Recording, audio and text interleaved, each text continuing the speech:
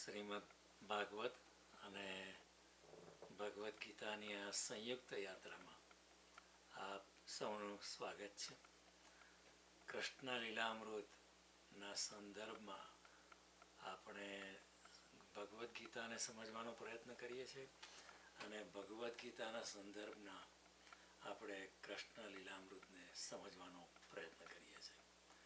કૃષ્ણ લીલામૃત એટલે તો એટલું મધુર છે કે એના માધુર્યને માણતા માણતા, એના માધુર્યને પીતા પીતા આપણે શ્રીમદ ભગવદ્ ગીતાનો પણ જરા સંદેશો સમજીએ તો આપણા માટે વાત બહુ સરળ થઈ જાય અને વાત કેવળ શુષ્ક ન રહે. એમાં ભક્તિનો પણ ઉમેરો થાય, એમાં પ્રેમનો પણ ઉમેરો થાય અને એમાં એક સૌંદર્ય છે, એમાં એક જાતનું સુંદર સંગીત છે અને આ બધું અમૃત સ્વરૂપ છે.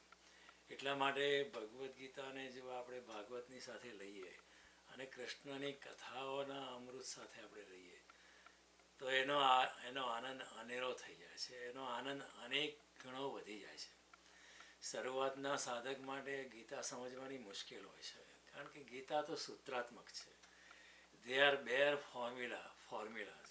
ફિઝિક્સમાં ફોર્મ્યુલા હોય, કેમેસ્ટ્રીમાં ફોર્મ્યુલા હોય, એને કોઈ સમજાવનાર આપણને મળે નહીં તો આપણને ખબર જ ના પડે.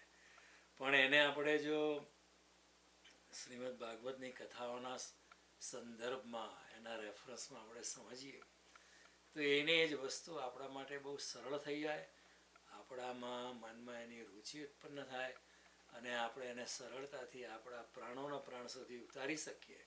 માટે ખૂબ વિચારથી આપણે એને સંયુક્ત યાત્રા તરીકે લીધી છે.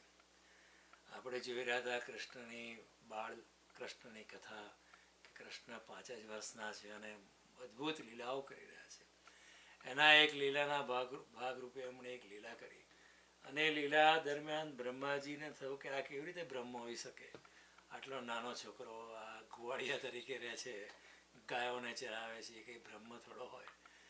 અને બ્રહ્મ હશે તો પણ મેં જરા આપણે પરીક્ષા કરી જોઈએ. એ રીતે બ્રહ્માજીએ કૃષ્ણ ઉપર પોતાની માયા જરા નાખી. પણ કૃષ્ણની માયા તો અપાર છે. કૃષ્ણએ કોઈ પણ જાતના વેરની ભાવના વગર કેવળ બ્રહ્માને સાચા રસ્તે લાવવાને માટે, બ્રહ્માને પણ પોતાના સાચા સ્વરૂપનું થોડુંક જ્ઞાનનો છાંટો આપવાને માટે કૃષ્ણએ પણ પોતાની લીલા બ્રહ્મા ઉપર કરી. એમને કોઈ વેર ભાવના નથી અને એમની લીલા કરવા માટે એમને કોઈ અભિમાન નહોતું, કોઈ એટેચમેન્ટ નહોતું. જો એમને એટેચમેન્ટ હોત તો 1 વર્ષ સુધી ચૂપ ના રહ્યા હોત. એ તો બલરામે પૂછ્યું કે આ બધું શું ચાલી રહ્યું છે, ખબર નથી પડતી. ગાયોને આટલો આંચરડા પ્રત્યે પ્રેમ કેમ થઈ રહ્યો છે અને આ બધી માતાઓને પોતાના ગોપ બાળો પ્રત્યે કેમ પ્રેમ થયો? Something is different. What is the story behind it? આમાં કંઈ રમત રમી લાગે છે. એટલે કૃષ્ણએ કહ્યું કે બ્રહ્માએ આવું કરેલું 1 વર્ષ પહેલાં, આ તો ચાલે છે લીલા, એ આવશે તારે, જોશે તારે, એમને પોતાને ખ્યાલ આવશે કે શું છે. એટલે કૃષ્ણને કોઈ વેરભાવના નથી, કૃષ્ણને કોઈ પોતાની શક્તિઓ પર અભિમાન નથી, કૃષ્ણને પોતાના યોગેશ્વરપણા પર કોઈને હું બતાડી દઉં એવું કોઈ ભાવના નથી. સામાન્ય રીતે યોગીઓ પોતાની સિદ્ધિઓનો ઉપયોગ કરતા નથી અને કૃષ્ણ તો યોગેશ્વર છે. એને કોની આગળ બતાવવાનું છે, કોની આગળ એમને ડંફાસ મારવાની છે, એ સવાલ જ પેદા નથી થતો. માટે કૃષ્ણ પરમાત્મા સ્વરૂપ છે. કૃષ્ણ એટલા બધા નિરહંકારી છે કે એ જ આટલી બધી સચોટ રીતે કહી શકે કે સર્વધર્માન પરિત્યજ્ય મામેકમ શરણમ વ્રજ. અર્જુન, તું ચિંતા ના કર, બધી જગતની ઝંઝટ છોડીને મારી શરણમાં આવી જાય. હું અહમ ત્વામ સર્વ પાપેભ્યો મોક્ષ ઈચ્છામિ મા શુચ. હું તને બધા પાપોથી મુક્ત કરીશ, તું ચિંતા ના કર. આવું એકદમ બે ધડક કોઈ જો કહી શકે તો એ કૃષ્ણ જ કહી શકે છે. અને એટલા માટે કહી શકે છે કે કારણ કે કૃષ્ણ બહુ સરળતાથી કહે છે, બહુ સહજ રીતે કહે છે. કોઈને આપણે પૂછીએ કે આટલું કરી શકશો? અરે કરી નાખીશું, એમાં શું મોટી વાત છે? એ કંઈ અભિમાનનું વક્તવ્ય નથી, કારણ કે કૃષ્ણ માટે બહુ સહજ છે. જે માણસ પૂર્ણ નિરહંકારી હોય તે જ આટલી સરળતાથી વાત કરી શકે. જે માણસ આટલો કેપેબલ હોય એ વ્યક્તિ જ આટલી સરળતાથી વાત કરી શકે. કોઈ બીજાને પૂછે થોડી ઝીઝક થાય ને કે એનાથી કદાચ થાય નહીં, ખોટી ડંબાસ મળી જશે, તો એની કસોટી થશે, પછી કસોટીમાં ફેલ થશે.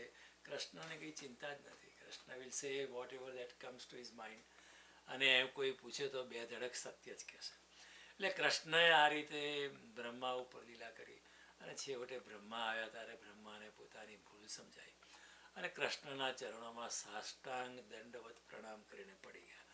ભાગવતકાર કહે છે જેમ લાકડી પડે જમીન પર એ રીતે બ્રહ્માજી બેભાન થઈ ગયા હતા, એકદમ જાગૃત થયા. ત્યારે એમને ખબર પડી કે આ મેં શું કરી કાઢ્યું. આ સાક્ષાત બ્રહ્મની મેં પરીક્ષા કરી નાખી. એ પરીક્ષા મારે ના કરવાની હોય, એ મેં ગુનો કર્યો કહેવાય. એ બ્રહ્માજી કૃષ્ણના 5 જ વર્ષના કૃષ્ણ છે, બાળ કૃષ્ણ છે, હજુ પૌંગળ અવસ્થામાં છે, કુમાર અવસ્થામાં પ્રવેશ કરવાની તૈયારીમાં છે, અને સાક્ષાત બ્રહ્મા કૃષ્ણના ચરણોમાં પડ્યા અને પોતાના પશ્ચાતાપ રૂપી આંસુથી ભગવાનના ચરણ કમળ એમણે ધોયા, અને બહુ ઊંડી સ્તુતિ કરી. બ્રહ્માની સ્તુતિમાં બધા વેદો આવી જાય છે, બ્રહ્માજીની સ્તુતિમાં સમગ્ર ગીતા આવી જાય છે, બ્રહ્માજીની સ્તુતિમાં બધા ઉપનિષદો આવી જાય છે. કેવળ બ્રહ્માજીની સ્તુતિ પણ કોઈ રોજ રોજ વાંચ્યા કરે, રોજ રોજ વાંચ્યા કરે, અને એનો ગૂઢ અર્થ સમજતો જાય તો એને ગીતા વાંચવાની પણ કંઈ જરૂર નથી. એ પાનો પાર થઈ જાય. એટલું બધું એમાં ખીચો ખીચ એના અણુએ અણુમાં અધ્યાત્મ ભરેલો છે. અને એ તો વ્યાસદેવની કરામત છે કે કથાના માધ્યમથી એમણે એટલું બધું સુંદર આલેખન કર્યું છે કે આપણને થઈ જાય કે શું વાત છે, ક્યાં કહેડાલા એટલે આપણા લોકોએ કહ્યું છે નમોસ્તુતે વ્યાસ વિશાલ બુદ્ધે તેન ત્વયા ભારત તૈલપૂર્ણ પ્રજ્વાલિતો જ્ઞાનમય પ્રદીપ્ત.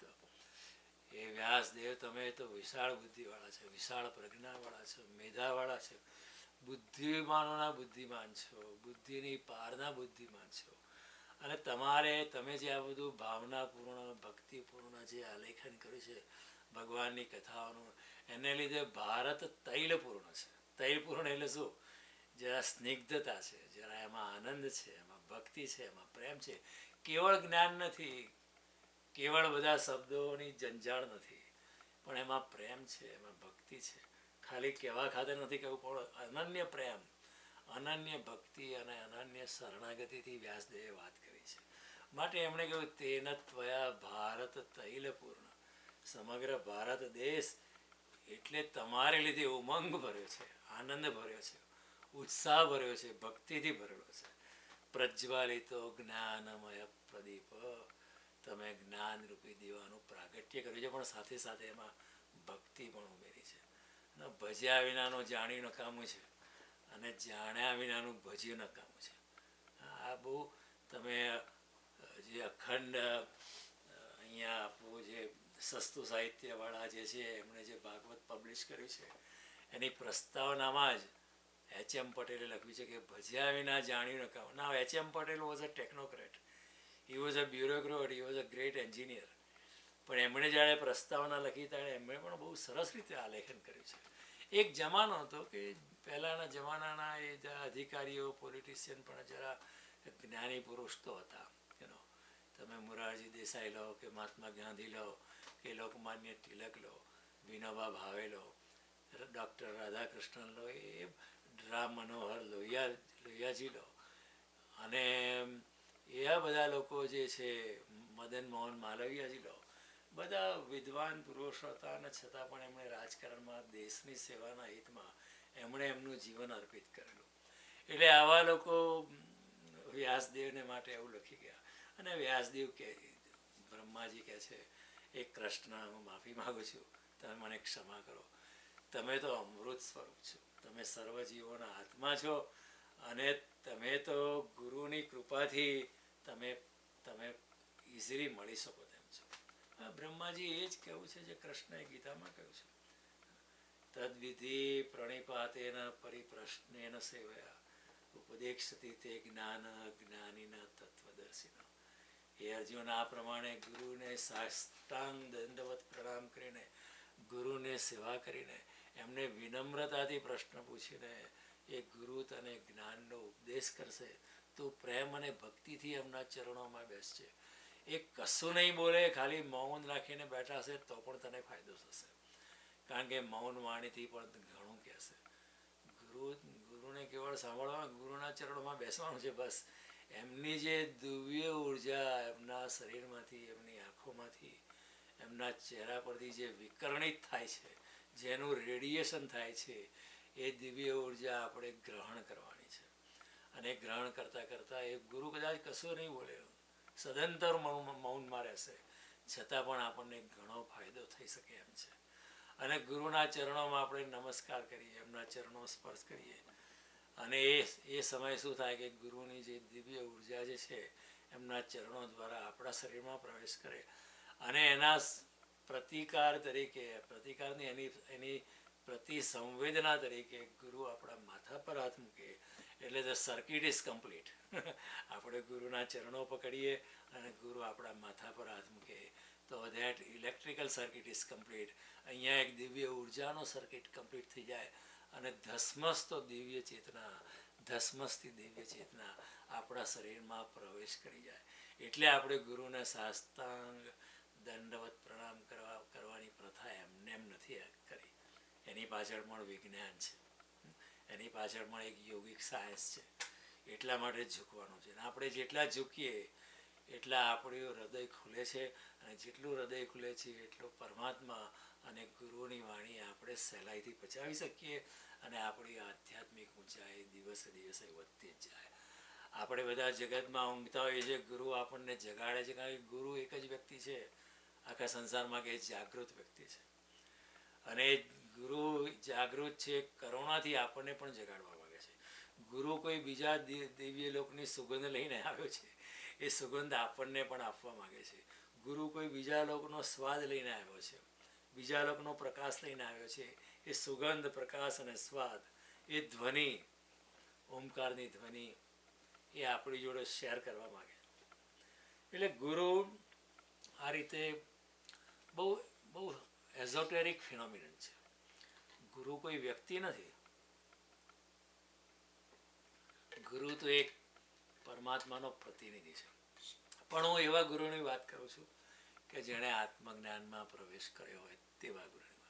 જેને ગીતા મળે છે, પંડિતજીઓ છે, એ ખરાબ માણસ નહીં હોય, કોઈની આપણે ટીકા કરતા નથી, સારો જ હશે માણસ, પણ એવા ગુરુના ચરણોમાં પણ જે આત્મજ્ઞાની, તમને ખબર જ પડી જાય, એના ચરણોમાં બેસવાથી તમને આનંદનો અનુભવ થાય, અને તમે કોઈ બીજા લોકમાં પ્રવેશ કરી જાઓ, તમે લીન થઈ જાઓ, તમે તમારી જાતને ભૂલી જાઓ, અને એ જાતને ભૂલી જવામાં તમે ઓટોમેટિક એમના ચરણોમાં પડી જાઓ. ગુરુ એક એવી, એના ચરણોમાં ફોર્માલિટીથી પડવું નથી પડતું. મોટે ભાગે આપણે જોયું છે કોઈ દાને મળવા જાય બધા પગે લાગે, આપણે પગે લાગીએ, પણ એનો કોઈ મતલબ નથી. જે જગાએ જઈને આપણી આધ્યાત્મિક ઊંચાઈ એટલી ઊંચી હોય કે એના ચરણો, એને જોતામાં જ આપણે પડી જઈએ, એમની જાતે જ આપણે જાતે પડી જઈએ, અને આપણને ખબર પણ ના પડે કે ક્યારે આપણે એમના ચરણમાં પડીએ. એ સાચો ગુરુ હોય છે. એટલે એવા ગુરુ બ્રહ્મ સ્વરૂપ હોય છે. એટલે આપણે કહ્યું બ્રહ્મ સ્વરૂપ એટલા માટે કે એ બ્રહ્મની જોડે જોડાયેલા છે, એટલે એ બ્રહ્મ સ્વરૂપ જ થઈ ગયા છે. એ સમત્વમાં છે, એમને કોઈ દ્વેષ નથી, એમને કોઈ રાગ નથી, એમને કોઈના પ્રત્યે દ્વેષ નથી, બધા પ્રત્યે એમને પ્રેમ છે. એવું નથી કે દાખલા તરીકે ગુલાબનું ફૂલ હોય કે આપણે જઈએ ત્યારે જ સુવાસ વરસાવે, એવું નથી. તમે જાઓ કે ના જાઓ એ તો સુવાસ વરસાવે જ છે. એવી રીતે ગુરુને માન આપો કે ના આપો, ગુરુને તમે પ્રણામ કરો કે ના કરો, તો પણ એ તો પ્રેમ જ વરસાવે છે. સાચા ગુરુની હાલત એવી હોય છે ને, એ મૌનમાં હોય છે મોટે ભાગે. તો ગુરુની વાણી પકડવી સારી છે, સમજવી સારી છે, પણ એમનું જો મૌન આપણે સમજી શકીએ તો આપણે કંઈ ઊંચા લેવલ પર આવ્યા એવું કહી શકીએ. એટલે આપણે ત્યાં કહ્યું ગુરુર બ્રહ્મા ગુરુર વિષ્ણુ ગુરુર્દેવો મહેશ્વર ગુરુર સાક્ષાત પરબ્રહ્મ તસ્મૈ શ્રી ગુરવે નમઃ.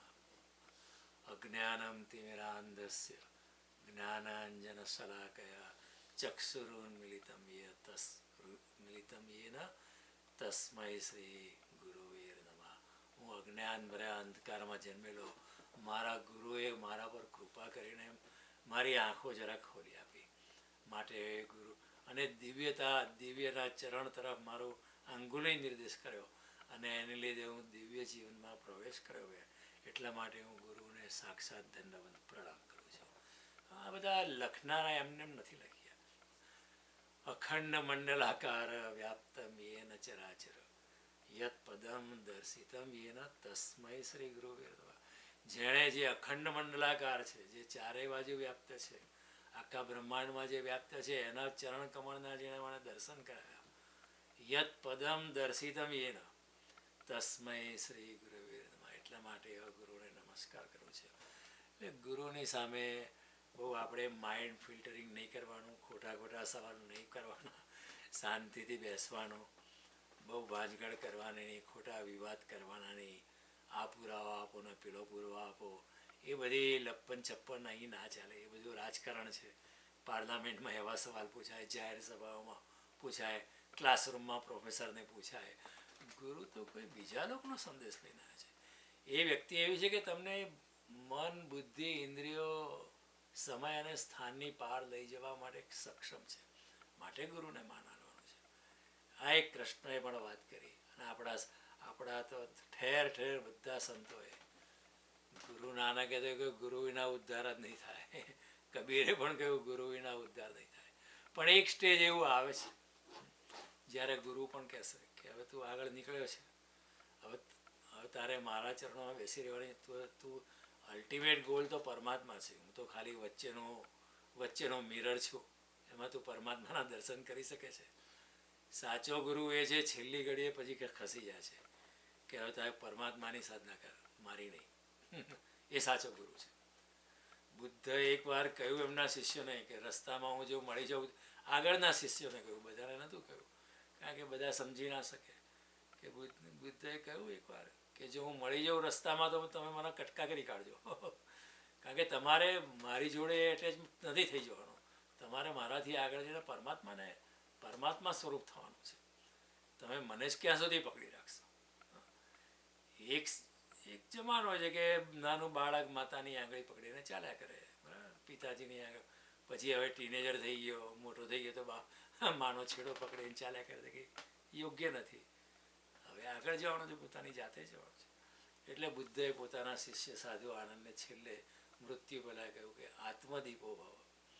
હવે મારી જોડે તો બહુ ફર્યો, મને પૂછપૂછ કર્યો, મારી આંગળી પકડીને નાના બાળક, હવે તું મોટો થઈ ગયો, આત્મદીપો, તું પોતાની જાતનો પ્રકાશ પામ અને પોતાની જાતે પોતાનો દીવો થઈ જાય. બુદ્ધએ એ જ કહ્યું છે. એટલે આ વસ્તુ છે, એક આગળની અવસ્થા આવે છે. એ જ એક નાવડી જેવું છે. એક નાવડી લઈને તમે પાર કરી નદી, બરાબર. પછી નદી પાર કર્યા પછી કે નાવડીને માથે લઈને થોડું ફરવાનું છે. બસ પછી નૌકાને ત્યાં જ છોડી દો, કોઈ બીજા વાપરશે. એવી રીતે ગુરુનો ઉપયોગ કરીને, ગુરુની શરણાગતિ લઈને આપણે પરમાત્મા તરફ આગળ વધવાનું છે. બુદ્ધએ પણ આ વાત બહુ સાફ કરી હતી કે હવે તમે આગળ વધો, મને એ પકડે નહીં રાખતા. એટલે છતાં પણ જ્યાં સુધી આપણું લેવલ ઊંચું નથી આવતું ત્યાં સુધી તો ગુરુનો સહારો જરૂરી છે. માટે ગુરુનું મહત્વ છે આ રીતે. અને ગુરુ જે કેટાલિટી કે છે કે કશું ખાસ કરતા નથી, એમની હાજરીમાં જ બધું બહુ થાય છે. ઘણીવાર ક્લાસરૂમ હોય ને, આપણા જમાનામાં, જૂના જમાનામાં તો એવું હતું, અત્યારે કદાચ નહીં હોય, કે છોકરા બહુ તોફાન કરતા હોય, પીરિયડની શરૂઆત નથી થઈ જો ને એકદમ શિક્ષક ક્લાસના દરવાજા પર આવીને ઊભા રહે, બધા કહો ટીચર આવી ગયા, બધા એકદમ પછી ચૂપ. ખાલી એમની આજે ગુરુએ કશું કર્યું નથી, કશું એક શબ્દ પણ નથી બોલ્યા. So teacher is a catalytic agent for the student. Similarly guru is a catalytic agent. He doesn't do anything. કેવળ એમની હાજરીમાં બધું બહુ થાય છે. કૃષ્ણ પણ કશું કરતા નથી, કૃષ્ણ પોતે તો લડ્યા જ નથી, છતાં પણ એમની હાજરીમાં અર્જુન જીતી જાય છે. કે એમની હાજરીમાં બધું બહુ થતું હોય છે. એમની હાજરીમાં અર્જુન ન કેવળ જ્ઞાન સ્વરૂપ થઈ ગયો, પણ આખરે યુદ્ધ પણ જીતી ગયો. ખાલી એમની હાજરી જરૂર છે. એટલે છેલ્લે આપણો સંજય કહે છે કે જ્યાં કૃષ્ણની હાજરી છે ત્યાં બધું શક્ય છે. યત્ર યોગેશ્વર કૃષ્ણ યત્ર પાર્થોર ધનુર્ધર તત્ર શ્રી વિજયો દ્યુતિ ધ્રુવાનીતિ મતિર્મમ. જ્યાં યોગેશ્વર કૃષ્ણ છે ત્યાં બધું શક્ય છે. એમાં ભગવાનને કશું કરવું નથી પડતું, એમની હાજરી ઇનફ છે, એમના આશીર્વાદ ઇઝ મોર દેન ઇનફ. એટલે ભગવાને કહું ને, આખી મારી સેના તમને આપીશ મારી સામે લડવા. આવું ઇતિહાસમાં કોઈ દાડો બન્યું છે? એવું કોઈ દાડો નથી બન્યું. એવું કોઈ દાડો બને કે American army will fight against America, that's not possible. Krishna Krishna કહે મારી સામે હું તમને આપું છું, અમારી સામે લડશે, વાંધો નથી, લડવા દો એમને. સો આ એક વસ્તુ છે. ગુરુ એક અદ્ભુત ફિનોમિનન છે. એન્ડ હી ડઝન્ટ એકચ્યુઅલી, તમે ગુરુને જોયા જ કરો, જોઈએ તો અદ્રશ્ય થઈ જશે. એ હંમેશા અદ્રશ્ય થશે, કારણ કે એ તો ખાલી શરીર સ્વરૂપે આપણી વચ્ચે છે, બાકી એ તો નિરંજન નિરાકાર સ્વરૂપે જ છે. માટે ગુરુ કહી શકતો હોય છે કે મારા મૃત્યુ પછી પણ હું તમારી જોડે હોઈશ, તમે ચિંતા નહીં કરતા. એ રીતે આજે પણ સાંઈબાબાનો પરચો અનુભવ ઘણાને થાય છે. આજે પણ પોતાના ગુરુ, ભૂતકાળના ગુરુનો અનુભવ ઘણાને થતો હોય છે. આજે પણ રમણનો અનુભવ, રમણ મહર્ષિનો અનુભવ થઈ શકે છે. આજે પણ બુદ્ધનો કે મહાવીરનો અનુભવ થઈ શકે છે. આજે પણ ઓશોનો અનુભવ થઈ શકે છે. ઘણા છે, હું મળ્યો છું એમને. આજે પણ કહે છે કે એ ઇઝ ગાઈડિંગ મી. કારણ કે ઓશોએ પોતે કહેલું કે હું જ્યારે મારા શરીરમાં નહીં હોઉં ત્યારે તમે મને પ્રેમથી પુકારશો તો હું હાજર થઈ જઈશ, પણ તમારે પ્રેમને શ્રદ્ધાથી મને બોલાવવું પડશે, એમને હું નહીં આવું. પણ એ શક્ય છે. ઘણા લોકો બોલાવે છે ને આવે છે, એ શક્ય છે. એમાં જે જાણે એ જ જાણે. આ બધી વસ્તુ બહુ હાયર લેવલની છે, એમાં લોજિક ચાલતું નથી. એવું તો કંઈ હતું એ આપણે કહીએ, પણ એવું હોય છે. એવું હોય છે. આધ્યાત્મિક જગતના પણ જુદા સિદ્ધાંતો છે. એ સિદ્ધાંતો આપણે સમજી નહીં શકીએ જ્યાં સુધી આપણે મન, બુદ્ધિ, ઇન્દ્રિયોની સીમામાં છે ત્યાં સુધી આધ્યાત્મિક જગતના જે બધા શિરસ્તાઓ છે એ આપણે પામી નહીં શકીએ. એટલે ભગવાન બ્રહ્માએ પણ અહીંયા ગુરુરૂપી સૂર્યની વાત કરી, અને ભગવાને કે તમે તો પૂર્ણ છો, અખંડ છો, અને જે આ મિથ્યા સંસાર સાગરને જાણે પાર કરી જાય છે ગુરુના આશીર્વાદથી. જે પુરુષ પરમાત્માને આત્મ સ્વરૂપે નથી જાણતા તેમને તે અજ્ઞાનને લીધે જ નામ રૂપાત્મક અખિલ પ્રપંચની ઉત્પત્તિનો ભ્રમ થાય છે. બ્રહ્માજી કહે છે કે પરમાત્મા તો આત્મ સ્વરૂપ છે, બાકી આ અને આત્મા એ જ આત્માને પરમાત્મા જ સત્ય છે. બીજું બધું જગત તો એક ભ્રમ છે, બધો પ્રપંચ છે. કેવળ પરમાત્મા જ છે ચારે બાજુ, બીજું કશું છે જ નહીં. આપણે પણ શરીર રૂપે પણ પરમાત્મા સ્વરૂપ જ છે, આપણને ખબર નથી, એટલો જ ફેર છે. The only thing is we don't know about it. પણ આત્મજ્ઞાની પુરુષોને ખબર હોય છે. They know what it is. એટલા માટે ઘણા આત્મજ્ઞાની પુરુષોએ એમને એમના શિષ્ય કહ્યું તમે ભગવાન જેવા છો. એમણે કંઈ વાંધો ના લીધો. આપણને એમ થાય કે આ તો બહુ વ્યક્તિ પૂજા છે. ઓશોએ પણ કહ્યું કે હું ભગવાન સ્વરૂપ છું. તો લોકોએ સવાલ પૂછ્યો, સામાન્ય રીતે લોકો સવાલ પૂછે કારણ કે એ લોકો સમજી ના શકે કે તમે તમારી જાતને ભગવાન કેમ કહે. ઓશોએ પોતે સમજાયેલું. એમણે કહ્યું કે હું છું, પણ હું એકલો નથી, તમે પણ છો. ફેર એટલો જ છે કે મારા ભગવત સ્વરૂપને હું ઓળખું છું, જાણું છું, મેં અનુભવ કર્યો છે, પણ તમે તમારા ભગવત સ્વરૂપનો તમે અનુભવ કર્યો નથી. હું ભક્તવત સ્વરૂપ છું. કેવળ હું એકલો નથી, આજુબાજુનું જે કંઈ દેખાય છે બધું જ ભગવત સ્વરૂપ છે. તમે પણ ભગવત સ્વરૂપ છે. બધી જે દેખાય છે પશુ પક્ષીઓ, પ્રાણીઓ, વૃક્ષો, એ બધા જ ભગવત સ્વરૂપ છું. એ મેં અનુભવ કર્યો છે. એ ફેરને તમારા અને મારા વચ્ચે એટલો જ છે કે તમે પણ ભગવત સ્વરૂપ છો, પણ ફેર એટલો જ છે કે તમે એને જાણતા નથી, હું જાણું છું, એટલો જ ફેર છે. અને મારી જાતને હું ભગવાન કહીને તમને ખાલી પ્રેરણા આપું છું કે જો હું તમારા જેવો જ બે હાથ પગ ને બે હાથ ને બે પગવાળો માણસ જો ત્યાં પહોંચી શકતો તો તમે પણ પહોંચી શકો છો. હું તમને ખાલી પ્રેરણા જ આપું છું કે તમે પણ ત્યાં પહોંચી શકો છો. અહીંયા કોઈની મોનોપોલી નથી. કૃષ્ણ પોતે કહે છે પરામ સિદ્ધિમ હિતોગતા.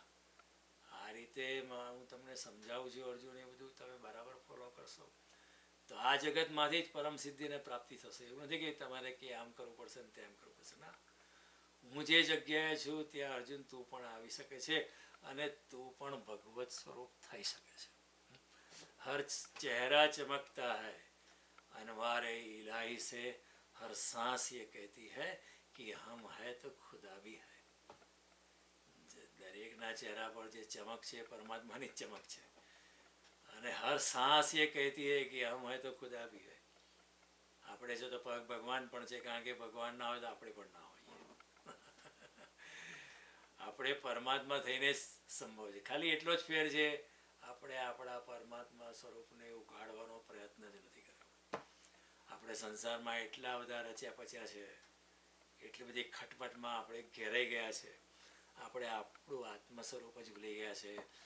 જે દિવસે આપણને આપણા આત્મ સ્વરૂપનું જ્ઞાન થાય એ દિવસે આપણે પણ ભગવત સ્વરૂપ જ થઈ જઈએ. ભગવત સ્વરૂપ આપણે છે જ, એટલો જ ફેર છે કે આપણે જાણતા નથી. બુદ્ધને જાણે આત્મજ્ઞાન થયું ને જ્યારે એકવાર પાછા આવ્યા એમના ગામમાં, ત્યારે લોકોએ પૂછ્યું, એક જણાએ પૂછ્યું કે તમને શું મળ્યું? તો બુદ્ધએ કશું નથી. બુદ્ધએ કહ્યું ઉલટું ગુમાયું છે. એટલે કોઈકે પૂછ્યું તો પછી આટલા બધા વર્ષ તમે 6-12 વર્ષ ચાલી ગયા, એનો શું મિનિંગ? તમને કશું મળ્યું નથી, ઉલટું ગુમાવ્યું છે. તો લોકોએ પૂછ્યું તમને આત્મજ્ઞાન તો મળ્યું છે, એ મળ્યું ના કહેવાય? તો બુદ્ધએ કહ્યું કે એ મળ્યું ના કહેવાય, કારણ કે એ તો હતું જ, એ તો મારામાં અંદર જ, પણ હું જાણતો નહોતો. ઘરમાં ચરવું હોય ને આપણે જાણતા ના હોય ત્યાં સુધી આપણે ગરીબ, જે દિવસ ચરવું મળી જાય તે દિવસે આપણે અમીર, પણ પહેલાં પણ અમીર જ હતા.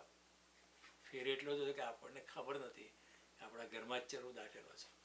એવી રીતે દરેક વ્યક્તિની અંદર આત્મપુરુષ, એક જ્ઞાની પુરુષ આત્મા બેઠેલો જ છે. એ આત્મ સ્વરૂપને આપણે જાણતા નથી. એટલે બુદ્ધએ કહ્યું કે જે આત્મ સ્વરૂપનો જે મને અનુભવ થયો છે, એ કોઈ મારી સિદ્ધિ તો ના કહેવાય, કારણ કે એ તો હતું જ અંદર, મને ખાલી ખબર જ નથી. અને તો કે ગુમાવ્યું શું? તે કે આ જગતની જે માયા મારા પર છવાયેલી હતી, આજે જગતનું અભિમાન મારું હતું, હું રાજકુમાર હતો, યશોધરાનો પતિ હતો, આટલી બધી સુંદર સ્ત્રીઓ રાજમહેલમાં મારી આજુબાજુ હતી, આટલો બધો ધન સંપત્તિનો માલિક હતો, એ જે બધું અજ્ઞાન હતું, એ જે બધું પ્રપંચ હતું, એ મેં ગુમાવ્યું છે. એટલે કે આત્મજ્ઞાની થઈને મેં કશું મેળવ્યું નથી, ઉલટું ગુમાવ્યું છે. એટલે દરેક વ્યક્તિ આત્મજ્ઞાની છે. આપણે સર્વ આત્મ સ્વરૂપ છે. એટલો જ ફેર છે કે આપણે એને જાણવાનું છે. આખા ગીતાનું ઉદ્બોધન પછી અર્જુન એ જ કહે છે, નષ્ટો મોહ, ભગવાન મારો મોહ ગયો છે. જે બુદ્ધ કહે છે એ જ મારો મોહ ચાલી ગયો, એ મેં ગુમાવ્યો છે. તો અર્જુન પણ એ કહે છે નષ્ટો મોહ સ્મૃતિ લબ્ધ્વા, જે આત્મ સ્વરૂપને હું ઓળખતો નહોતો, ભગવાન તમારી કૃપાથી હવે ઓળખતો થયો છે. જે બુદ્ધનું વચન છે એ જ વચન અર્જુનનું છે. નષ્ટ મોહ સ્મૃતિ લબ્ધ્વા. બુદ્ધે કહ્યું કે મેં મારી માયા ગુમાવી છે, પ્રપંચ ગુમાવ્યો છે, અહંકાર ગુમાવ્યો છે. એ જ અર્જુન કહે છે નષ્ટ મોહ સ્મૃતિ લબ્ધ્વા, મેં સ્મૃતિ પાછી મળી છે. સ્મૃતિ તો હતી જ, પણ હું ભૂલી ગયો હતો, સ્મૃતિ પાછી આવી છે. તવ પ્રસાદાત મયા છે, તમારી કૃપાથી ભગવાન, મારા પ્રયાસથી નહીં. કેવળ આપણા પ્રયાસથી કશું થતું નથી, એમાં ભગવાનની કૃપા હોય છે. પણ એનો અર્થ એમ નહીં કે આપણે પ્રયાસ નહીં કરવાનો. કૃપા એના પર જ થાય છે કે જે પ્રયાસ કરે છે. કૃપા એના પર જ થાય છે કે જે પ્રયાસ કરે છે. ઉદ્યમેન સિદ્ધ્યંતિ કાર્યાણિ ન મનોરથે, નહીં સુપ્તસ્ય સિંહસ્ય મુખે મૃગા પ્રવિશ્યંતિ. તમારા પરિશ્રમથી જ કંઈક કાર્ય થાય છે. સૂતેલા સિંહના મોઢામાં મૃગો જાતે પ્રવેશ નથી કરતા. સિંહને દોડવું પડતું હોય છે, શિકાર કરવા જવું પડતું હોય છે, અને શિકાર કરતાં કરતાં કોઈ વાર સિંહ પણ થાકી જાય, સિંહ પણ હારી જાય, મૃગ હાથમાં ના આવે કોઈ વાર, અને કોઈ વાર શિકાર કરતાં કરતાં સિંહને પણ વાગી જાય, ટાંટીઓમાં ચોડી જાય. એટલે આપણે પ્રયત્ન તો કરવાનો જ છે, પણ ઈશ્વર કૃપા વિના થતું નથી. પણ આપણો પ્રયત્ન જ્યાં હશે, સિન્સિયરિટીથી, પ્રેમથી, ભક્તિથી, શરણાગતિથી, તો ભગવાનની કૃપા અવશ્ય થાય છે. એટલે અર્જુન કહે છે તવ કૃપા તવ પ્રસાદાત મયા અચ્યુત. એ અચ્યુત કૃષ્ણ તમારા પ્રસાદથી, તવ પ્રસાદાત મયા સ્થિતોસ્મી. હવે હું મારી સ્થિત પ્રજ્ઞતામાં આવ્યો છું, હું જરા શાંત થઈ ગયો છું. ગત સંદેહ, મારા બધા જે મગજમાં બધા જાત જાતના વિચાર આવતા હતા, સંદેહ, શંકા, કુશંકા, આ તે ફરો બધું ચાલી ગયું છે. કરીશ્યે વચનમ તવ, ભગવાન તું કહે છે તે બધું કરીશ. હું પૂછીશ પણ નહીં કે આ સાચું છે કે ખોટું છે. એ કરવાનું છે આપણે. ગુરુના ચરણોમાં બેઠા એટલે બહુ સ્લાઇસિંગ ડાયસિંગ આપણા સવાલો આપણી બુદ્ધિ એમાં કંઈ જણાવવાની જરૂર નથી. ગુરુ જે કહે તે કરવાનું, કારણ કે એને અનુભવ છે, આપણને અનુભવ નથી. તમે રોમ સિટીમાં જાઓ તો ગાઈડ રાખે તો ગાઈડને ફોલો કરવો પડે ને. ગાઈડને એવું થોડું કહે કે તું તો રસ્તો નથી ભૂલી ગયો, વાત તું બરાબર તો કહે છે ને, ઇતિહાસ બરાબર કહે છે 16 ચેપલનો, આ ચર્ચનો ફલાણા ચર્ચનો આ પ્રતિક માઇકલ એન્જલો એ બધું બતાવે છે, તને ખબર છે. આપણે we have to have complete faith. એટલે પૂર્ણ શ્રદ્ધાથી ગુરુમાં જે શરણાગત થાય છે એને પોતાના આત્મ સ્વરૂપનું જ્ઞાન થવાની સંભાવના થાય છે. કૃષ્ણ પોતે પણ કહે છે યદ જ્ઞાત્વા ન પુનર્મોહમ એવમ યાસ્યસી પાંડવ. એ અર્જુન, હે પાંડવ, ગુરુના સંદેશને જાણીને, સાચી રીતે જાણીને, આત્માના લેવલ પર જાણીને પછી મોહમાં મનુષ્ય પડતું નથી.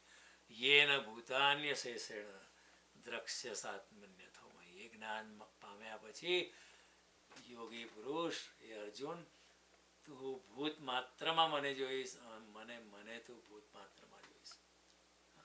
પરમાત્માનો સાક્ષાત્કાર ક્યારે થયો કહેવાય? જ્યારે આપણે ભૂત માત્રમાં પરમાત્માનો અનુભવ કરી શકતા હોય ત્યારે. જોવાથી નહીં, તો જોવાનો શબ્દ વાપરવો પડે. એવું નહીં કે બધે કૃષ્ણ દેખાશે, બધે કૃષ્ણનો અનુભવ થશે, બધાની અંદર કૃષ્ણનો અનુભવ થશે અને કૃષ્ણની અંદર બધાનો અનુભવ થશે, કારણ કે બધા જ પરમાત્મા સ્વરૂપ જ છે. એટલે રમણ મહર્ષિને આપણે ભગવાન રમણ મહર્ષિ કહેવાય, બુદ્ધને ભગવાન રમણ મહર્ષિ કહેવાય, મહાવીરને આપણે ભગવાન કહેવાય, કૃષ્ણને પણ ભગવાન કહેવાય, રામને પણ ભગવાન કહેવાય. એમાં કોઈ વ્યક્તિ પૂજા નથી, એમાં it is a statement of fact. આપણે એમના ભગવત સ્વરૂપને આપણે પૂજી રહ્યા છીએ. અને એ ભગવત સ્વરૂપને પૂજવાનો અર્થ એવો છે કે એ ભગવત સ્વરૂપનો માન કરતાં કરતાં આપણે પણ કોઈ દાડો ભગવત સ્વરૂપ થઈ શકીએ એમ છે. કૃષ્ણ એની ખાતરી આપે છે. એટલે આ રીતે પુરુષ, આપણે બધા આત્મ સ્વરૂપ છે. અને બ્રહ્માજી કહે છે કે જે લોકો આત્મ સ્વરૂપને જાણતા નથી એમને પછી આ જગતની અંદર પ્રપંચની ઉત્પત્તિનો ભ્રમ થાય છે. પછી એમને થાય કે હું આ શરીર છું, આ મારું મકાન છે, આ મારી ગાડી છે, આ મારું ફેમિલી છે, આ મારું આ છે, મારું આ છે, અને મારાપણાનો વિસ્તાર વધતો જાય છે, આખો પ્રપંચ ઉભો થાય છે. પણ જે દિવસે આપણે જાણી લઈએ કે હું તો આત્મ સ્વરૂપ છું, તો પછી કોઈ એમાં કોઈ બંધન જ નથી. જે વ્યક્તિ આત્મ સ્વરૂપનો અનુભવ કરે છે એને સંસાર સંબંધી બંધન પણ નથી અને મોક્ષ પણ નથી. બ્રહ્માજી કહે છે કે આત્મજ્ઞાની વ્યક્તિને સંસારથી બંધન પણ નથી અને મોક્ષ પણ નથી. બંધન જ નથી તો મોક્ષ ક્યાંથી? જેલમાં ગયા જ નથી, છુટકારો થયો કેવી રીતે?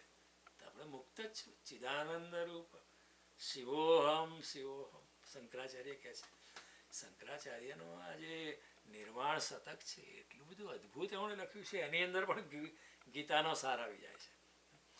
ભગવાન શંકરાચાર્ય કહે છે કે એકવાર તમે ચિદાનંદ સ્વરૂપ તમે ઓળખી લો, પછી તમને શેનો બંધન, પછી તમને શેનો મોક્ષ? નથી બંધન, નથી મોક્ષ. બહુ સરસ કહે છે શંકરાચાર્ય. શંકરાચાર્ય કહે છે મનો બુદ્ધિ અહંકાર ચિત્તાની ના, હું નથી મન, હું નથી બુદ્ધિ. Neither I am the mind, nor I am the intelligence or the ego. ચિત્તાની નાહમ, neither I am the organs, હું નથી ઇન્દ્રિયો. Neither I am hearing, nor I am tasting, nor I am smelling, nor I am seeing, nor I am the sky, nor I am the earth, nor I am the fire, nor I am the air. હું તો શુદ્ધ આત્મા સ્વરૂપ છું. નચ પ્રાણ સંજ્ઞો વય પંચ વાયુ નવા સપ્ત ધાતુ, એ 7 ધાતુઓ પણ નવા પંચકોશ, જે 5 શરીરો છે આપણા શરીરની અંદર, એ પણ હું નથી. નવા પાણીપાદ નચોપસ્થ પાયો ચિદાનંદ રૂપ શિવોહમ શિવોહમ. કેટલું સુંદર શંકરાચાર્ય લખ્યું છે. આટલું સુંદર, આટલું neither I am neither the vital breath, nor I am the 5 vital airs, neither I am the 7 ingredients of the body, nor I am the 5 sheaths of the body. I I am neither the speech, nor the hand, nor the feet, nor I am the excretion. I am a blissful consciousness. I am Shiva. અને હું I am Shiv સ્વરૂપ. ન મે દ્વેષ રાગો, ન મે લોભ મોહો, મદો નૈવ મે નૈવ માત્સર્ય ભાવ, ન ધર્મો ન ચાર્થો ન કામો ન મોક્ષ, ચિદાનંદ રૂપ Shivoham Shiv. Neither do I have any hatred. હું કોઈને ધિક્કાર નથી કરતો. મને કોઈ લોભ ને મોહ નથી, મને કોઈ એટેચમેન્ટ નથી, મને કોઈ ગ્રીડ નથી, મને કોઈ ઇન્ફેક્ચ્યુએશન નથી. બધું કાલ્પનિક કશું છે નહીં, બધું મને યથાર્થ જ છે. મને કોઈ પ્રાઇડ નથી. મદો નૈવ મે નૈવ માત્સર્ય ભાવ, મને કોઈ એનવી નથી, મને કોઈ જેલસી નથી, મને કોઈ ધર્મ નથી. હું કોઈ હિન્દુ નથી, હું કોઈ મુસલમાન નથી. કેટલું ક્રાંતિકારી વચન છે. આવા પુરુષો કંઈ હિન્દુ કે મુસલમાન કે ક્રિશ્ચિયન એવા હોતા નથી. એ તો આપણે બધા લેબલ મારીએ. આપણે કે Jesus was Christian. No, he was not Christian. Christianity તો એમના પછી શરૂ થઈ. Buddha was not Buddhist. એ બધું બુદ્ધિઝમ એમના પછી ચાલુ થયું. એ કૃષ્ણ કંઈ હિન્દુ થોડા હતા. કૃષ્ણ તો વિશ્વ માનવ છે, આત્મ સ્વરૂપ છે, પરમાત્મા સ્વરૂપ છે. એટલે શંકરાચાર્ય કહે છે મને કોઈ ધર્મ નથી, મને કોઈ અર્થ નથી, ન ધર્મો ન ચાર્થો. અર્થ એટલે વેલ્થ નથી, કામ નથી, ડિઝાયર નથી, મને મોક્ષ પણ નથી અને બંધન પણ નથી. જે વસ્તુ બ્રહ્માજી કહે છે એ જ વસ્તુ શંકરાચાર્ય કહે છે. ન ધર્મો ન ચાર્થો ન કામો ન મોક્ષ. મને શનો મોક્ષ? હું તો મુક્ત જ છું. ચિદાનંદ રૂપ શિવોહમ શિવોહમ. કેટલું સચોટ શંકરાચાર્ય. અને આ કોઈ કવિતા નથી. આ શંકરાચાર્ય કોઈ ધ્યાનમાંથી બહાર આવ્યા હશે ત્યારે પેન લઈને ફટાફટ લખી કાઢ્યું હશે. શંકરાચાર્ય કહે છે ન પુણ્યમ ન પાપમ ન સૌખ્યમ ન દુઃખમ, ન મંત્રો ન તીર્થ ન વેદા ન યજ્ઞ, અહમ ભોજનમ નૈવ ભોજ્યમ ન ભોક્તા, ચિદાનંદ રૂપ Shivoham Shivoham. Neither I am the પાપ nor I am the punya, neither merit nor sins, neither I am the worldly joy nor I am the sorrow. મને કોઈ સુખ નથી કે દુઃખ નથી. neither I am હું મંત્ર નથી, તીર્થ નથી, ન મંત્રો ન તીર્થો, ન વેદા, હું વેદા પણ નથી, યજ્ઞ પણ હું નથી, અને એનો એન્જોયમેન્ટ કરનાર પણ હું નથી. હું એન્જોયડ પણ નથી, એન્જોયર પણ નથી. હું તો શુદ્ધ આત્મ સ્વરૂપ છું. હમ ભોજનમ નૈવ ભોજ્યમ ન ભોગતા. હું ભોગવનારો નથી કે ભોજન પણ હું નથી. હું તો શુદ્ધ આત્મ સ્વરૂપ છું. ન મે મૃત્યુ શંકા ન મે જાતિ ભેદ, પિતા નૈવ મે નૈવ માતા ન જન્મ, ન બંધુર ન મિત્ર ગુરુર નૈવ શિષ્ય, ચિદાનંદ રૂપ Shivoham Shivoham. Neither I am bound by the death or fear. મને કોઈ મૃત્યુ નથી, મને કોઈ ભય નથી, મને કોઈ જાતિ નથી કે હું બ્રાહ્મણ છું કે ક્ષત્રિય કે બ્રાહ્મણ કુળમાં જન્મેલા, પણ કે હું કોઈ બ્રાહ્મણ એવું કંઈ છે નહીં. મને કોઈ એવું ડિસ્ટિંક્શન નથી, મને કોઈ જાતિ ભેદ નથી, મને કોઈ માતા નથી, મને કોઈ પિતા નથી, મને કોઈ જન્મ જ નથી. પિતા નૈવ મે નૈવ માતા ન જન્મ. નથી કોઈ માતા, નથી કોઈ પિતા, મને જન્મ જ નથી. So we all are, આપણો જન્મ જ નથી. We are never born, we are never died. ઓશોના શિષ્યો એમને કહ્યું Osho never died, never Born, never died. નથી જન્મ્યા, નથી મર્યા. કૃષ્ણ પણ કહે છે હું ક્યાં જન્મ લઉં છું? જે જન્મ લે છે એ તો શરીર છે, પણ એ કંઈ હું નથી. શરીર રૂપે હું છું જરા, પણ હું તો પરમાત્મા સ્વરૂપ છું. શંકરાચાર્ય અહીંયા એ જ કહે છે નથી કોઈ માતા, નથી કોઈ પિતા, મારો જન્મ જ નથી તો મૃત્યુ કેવી રીતે હોય? ન બંધુર ન મિત્ર, નથી મને કોઈ ભાઈ, નથી કોઈ બહેન, નથી કોઈ મિત્ર, નથી કોઈ ગુરુ, નથી કોઈ શિષ્ય. હવે શિષ્યોને કેટલું ખોટું લાગ્યું હશે કે અમે તમારા શિષ્ય છીએ, તમે કહો છો યુ ડોન્ટ હેવ એની શિષ્ય. What are you saying?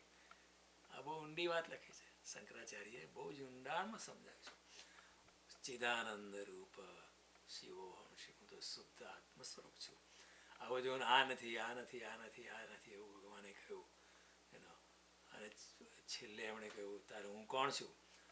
અહમ નિર્વિકલ્પો નિરાકાર રૂપ. હું તો નિર્વિકલ્પ છું, નિરાકાર છું, આ ફોર્મમાં છું. વિભુર્વાચ સર્વત્ર સર્વેન્દ્રિયાણમ, આઈ એમ પ્રેઝન્ટ એવરીવેર. સી, શંકરાચાર્ય જો કહી શકે તો કૃષ્ણ કેમ ના કહી શકે? હું બધે જ છું અને બધામાં અંડરલાઈંગ બધાનો મૂળભૂત ભાગ હું છું. આઈ એમ ધ સબસ્ટ્રેટમ ઓફ એવરીથિંગ. વિભુર્વાચ સર્વત્ર હું બધે જ છું. બધી ઇન્દ્રિયોમાં પણ છું, વસ્તુઓમાં પણ છું, પદાર્થમાં પણ છું. ન ચ સંગતમ નૈવ મુક્તિર્ન મેયા. I am not attach to anything nor I am freed from anything. હું બધામાં છું પણ મને કોઈ ત્યાં એટેચમેન્ટ નથી. ચિદાનંદ રૂપ શિવોમ. જે આ શંકરાચાર્ય કહ્યું છે એ જ કૃષ્ણ કહે છે. એ જ અહીંયા બ્રહ્માજી પણ કહે છે કે જેને જ્ઞાન થાય છે એ પોતા શુદ્ધ આત્મ સ્વરૂપમાં, કેવળ શુદ્ધ આત્મત્વમાં નથી બંધન, નથી મોક્ષ. જો જે બ્રહ્માજી કહે છે એ વસ્તુ શંકરાચાર્ય કહે છે. બંધન જ નથી તો મોક્ષ છે. આપણે કે હું સંસારમાં ફસાઈ ગયો છું, પણ એ તો આપણું ઉપરની માન્યતા છે કે ફસાઈ ગયા છો. પણ વાસ્તવમાં આત્માને કોઈ બંધન જ નથી. જો બંધન જ નથી તે મોક્ષ પણ નથી. એટલે મોક્ષની ઘટના થાય છે જ્યારે આપણે આત્મજ્ઞાનમાં પ્રવેશ કરીએ ત્યારે. પણ મને મોક્ષ કહ્યું આપણે કહી ના શકાય, કારણ કે એ વખતે તો હું નિર્ગુણ થઈ જવું, એ વખતે તો હું શૂન્ય થઈ જવું, એટલે એ વખતે હું હોઉં જ નહીં. પછી મારો મોક્ષ થયો એવું કેવી રીતે કહેવાય? બરાબર. એટલે મોક્ષની ઘટના થાય છે પણ કોઈને મોક્ષ મળતો નથી. ઘણા લોકો બેફામ ફાડતા હોય છે એમને મોક્ષ મળી ગયો. કોઈને મોક્ષ મળતો નથી. જ્યારે મનુષ્ય શૂન્ય થઈ જાય ત્યારે તે હોતો જ નથી. પણ એ વખતે મોક્ષની ઘટના બને છે. એ તો એવું છે ને, એક લહેર હોય સાગરની, એ સાગરમાં મળી ગઈ તો કે સાગરનો કોઈ મોક્ષ થઈ ગયો? એ લહેર તો સાગર જ હતી ને. એ સાગર હતી, જરા લહેર તરીકે આવી થોડા ટાઈમ માટે, એ વળી પાછી સાગર થઈ ગઈ. એટલે એનો કોઈ મોક્ષ થયો જેવું નથી. એ કંઈ ફરીથી સાગર થયું, એ તો સાગર જ હતી. એટલે ભગવાન બ્રહ્મા કહે છે તમે તો સર્વના આત્મા છો. લોકો આપને પરાયો માને છે, વાસ્તવમાં તો તમે પરાયા નથી, શરીર પરાયું છે. આપણે આત્માને પરાયો માનીએ છીએ. ભગવાનને ભગવાન બહાર છે ને હું અહીંયા છું, કે ભગવાન આકાશમાં છે ને હું અહીંયા છું એવું આપણે માનીએ. એ તો શરીર વગેરે પણ આત્મા તો આપણે આત્મ સ્વરૂપ છે જ. અને આપણે બીજાને ક્યાંક આત્માને ક્યાંક બીજે શોધીએ છીએ. બ્રહ્માજી કહે છે કે લોકો શરીર વગેરે પરાયા છે પરંતુ તેમને આત્મા માની લે છે. આપણે આત્માને આત્મા નથી માનતા, આપણે શરીરને આપણું આત્મા માની લઈએ છીએ અને આપણે આત્માને બીજે શોધીએ છીએ. એ કે આ તો કેટલું મોટું અજ્ઞાન છે. બ્રહ્મા કહે છે આપણે આપણી જાતને ભૂલીને આપણે આપણા શરીરને આપણી જાત માની લઈએ. એ તો કેટલી ખોટી વાત છે, કેટલું મોટું અજ્ઞાન છે. એટલે ભગવાન કહે છે કે સંતજનો જે છે પોતાની અંદર જ આપને શોધે છે. બહુ સુંદર વાક્ય છે. અને કૃષ્ણ પણ કહે છે કે તમારા હૃદયમાં જ બેઠો છું. ઈશ્વર સર્વભૂતાનામ હૃદય દેશે તિષ્ઠતિ. બહાર જવાની જરૂર જ નથી. જાવ તો ખોટું નથી, પણ કંઈ જવાની જરૂર નથી. ચારધામ યાત્રા નહીં કરો તો ચાલશે, જાઓ તો ઠીક છે. ત્યાં પણ ઈશ્વરના નામનું સ્મરણ કરતાં કરતાં કીર્તનમાં મસ્ત થઈને જે સત્સંગીઓ તમારી જોડે આવ્યા એની જોડે એકદમ દિવ્ય ભાવથી ચાલતા ચાલતા જઈએ તો એનાથી ફેર પડે છે. પણ ત્યાં જઈને પછી આપણો સંઘ ચાલતો હોય ને પછી અંદર લડાઈ ચાલી, તમે મારા બૂટ ચોરી લીધા, તમારામાં ચોરસો ચોરી લીધો, બ્લેન્કેટ ચોરી લીધો, મળતો નથી, તમે જ લીધો લાગે છે, તો પછી એ યાત્રાનો, એ ચારધામ યાત્રાનો કંઈ અર્થ રહેતો નથી. એટલે જવું ખોટું નથી, પણ કંઈ જવાની જરૂર નથી. પોતાની અંદર જ ભગવાન સમાયેલો છે. એટલે દોરડામાં જેમ સાપ નથી, તેમ છતાં જ્યાં સુધી આપણે સાપને મિથ્યા ન કહીએ ત્યાં સુધી દોરડાને આપણે જાણી શકતા નથી. જ્યાં સુધી શરીર મિથ્યા છે એવું જ્યાં સુધી આપણે જાણીએ નહીં ત્યાં સુધી આપણો જે આત્મા જે છે એને આપણે આત્મ સ્વરૂપે જાણી શકતા નથી. આપના જ્ઞાનનું સ્વરૂપ અને મહિમા એવો છે કે અજ્ઞાન જનિત જગતનો નાશ થઈ જાય છે. જેવું પરમાત્માનું જ્ઞાન થાય બધું આખું મોહ માયા એક ઝાટકે નીકળી જાય છે. જેવી રીતે રૂમમાં અંધારું હોય ને તમે લાઇટ કરો એકદમ અંધારું ચાલી જાય. ક્યાં ગયું અંધારું? અંધારું કંઈ થોડું જે હોય છે એનું અસ્તિત્વ જ નથી. એવી રીતે અજ્ઞાનનું પણ અસ્તિત્વ જ નહીં. જેવી રીતે જ્ઞાન રૂપી દીવો સળગાઈએ અંધારું તરત ચાલી જાય. એટલે બ્રહ્માજી અહીંયા કહે છે જ્ઞાન સ્વરૂપ તમારા આપના જ્ઞાનનું સ્વરૂપ અને મહિમા એવો છે કે એનાથી અજ્ઞાનજનિત જગતનો નાશ થઈ જાય છે. તેમ છતાં જે પુરુષો આપના યુગલ ચરણ કમળનો કિંચિત માત્ર પણ કૃપાના પ્રસાદ પ્રાપ્ત કરે છે અને તેનાથી અનુગ્રહિત થઈ જાય છે તે આપના સચ્ચિદાનંદ રૂપનો મહિમા જાણી શકે છે. એટલે બ્રહ્માજીએ પણ અહીંયા શરણાગતિની વાત એમ્ફસાઇઝ કરી છે કે જે વ્યક્તિ તમારા યુગલ ચરણ કમળનો કૃપા પ્રસાદ લે છે, બસ ચરણ કમળમાં લીન થઈ જાય, ભગવાનની શરણાગતિમાં લીન થઈ જાય, એને ભગવાન કૃપા કરે છે અને ભગવાન એને પોતાના સચ્ચિદાનંદ સ્વરૂપનો મહિમા એની સામે પ્રગટ કરે છે. જેવી રીતે અર્જુનને સામે ભગવાને વિશ્વરૂપ દર્શન કરાવડાયું એવી રીતે ભગવાન પણ કૃપા કરીને, આપણી તો જાણવાની શક્તિ નથી હોતી એટલી આપણી પહોંચ હોતી નથી, પણ ભગવાન કૃપા કરીને આપણને ઝાંખી આપતો જાય છે અને એક વખત એવું આવે છે કે આપણે આત્મ સ્વરૂપ થઈ જઈએ ત્યારે આપણે પરમાત્મા સ્વરૂપ પણ થઈ જઈએ છીએ. માટે બીજા કોઈ પણ જ્ઞાન વૈરાગ્ય વગેરે સાધનરૂપી પોતાના પ્રયત્નોથી દીર્ઘકાળ સુધી કેટલું એ લોકો અનુસંધાન કર્યા કરે, ફાંફા મારતા રહે, તેઓ પણ આપના જ્ઞાનનો મહિમાનું યથાર્થ જ્ઞાન પ્રાપ્ત કરી શકતા નથી. એટલે બ્રહ્માજી એ કહે છે કેવળ શરણાગતિ, કેવળ અનન્ય ભક્તિ, તમારા ચરણોમાં વિલીન થઈ જવાની ભાવના જેનામાં છે એ લોકોને ભગવાન બહુ જલ્દી મળી જાય છે. બીજા બધા રસ્તા છે પણ બહુ લાંબા છે. યમ, નિયમ, આસન, પ્રાણાયામ, પ્રત્યાહાર, ધારણા, ધ્યાન, સમાધિ, ફલાણો યોગ, આ યોગ, જ્ઞાન, એ બધું બહુ છે પણ એ રસ્તા ઘણીવાર લાંબા છે. અને લાંબા રસ્તામાં ઘણીવાર માણસ પણ કંટાળી જાય, શ્રદ્ધા પણ ડગમગી જાય. એટલે બ્રહ્માજી કહે છે તમારા ચરણોમાં જે પડી જાય છે અને તમારું શ્રદ્ધાથી ભક્તિ કરે છે એ વ્યક્તિ તમને સરળતાથી પ્રાપ્ત થાય છે. એટલે કૃષ્ણ વારંવાર ભક્તિનો મહિમા અહીંયા સમજાવે છે કે ભક્તિ is a smart thing to do. ઘણા લોકોને અભિમાન ના હું કંઈક કરીશ અને ભગવાનને પામીને જ જંપીશ, એમાં પણ થોડો અહંકાર છે.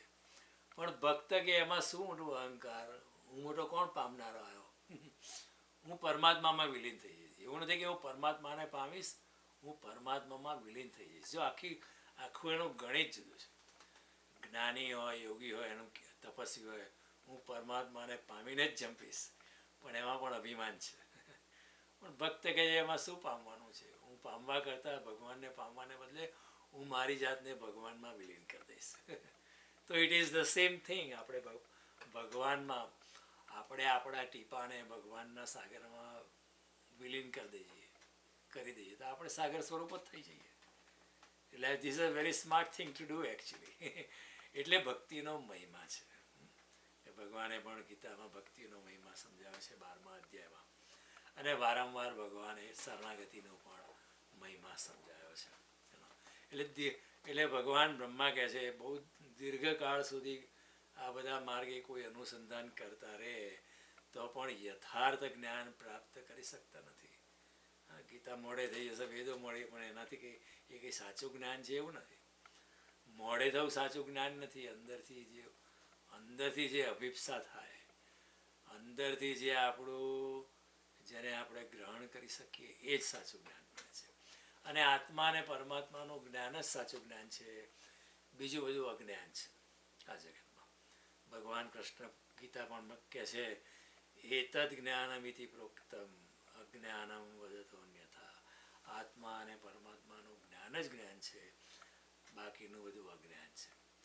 એટલે ભગવાન કહે છે કે મને બ્રહ્માજી જો શરણાગતિની ભાવનાથી કહે છે, સાક્ષાત બ્રહ્મા આટલા બધા મનુષ્યો કરતાં આટલી ઉચ્ચ કક્ષાની વ્યક્તિ કહે છે કે ભગવાન મને આ જન્મમાં, બીજા જન્મમાં અથવા તો કોઈ પણ પશુ પક્ષી વગેરેના જન્મમાં એવું સૌભાગ્ય પ્રાપ્ત થાય તમારી કૃપાથી કે હું આપના દાસોનો પણ દાસ થઈ જાઉં અને તમારા ચરણ કમળની સેવા કરતો રહું.